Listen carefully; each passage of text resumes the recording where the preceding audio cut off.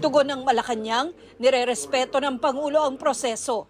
Pero walang basehan ng mga grounds sa reklamo gaya sa alegasyong piniyagan daw ng Pangulo na makidnap si dating Pangulong Duterte. Ito ay sinasabi nating case of first impression. So wala pa pong nadidesisyonan patungkol dito sa ganitong klaseng impression or rather case at sitwasyon.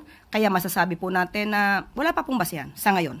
Ang reklamo sa Pangulo ay inendorso ni House Deputy Minority Leader at Pusong Pinoy Party List Representative Journey Jet Nisay. Isa sa mahigit 200 kongresistang pumirma rin noon sa impeachment complaint laban kay Vice President Sara Duterte at inirekomenda rin ng ICI na kasuhan ng Ombudsman sa flood control scandal. Ito ay sa tamang forum natin dadalhin.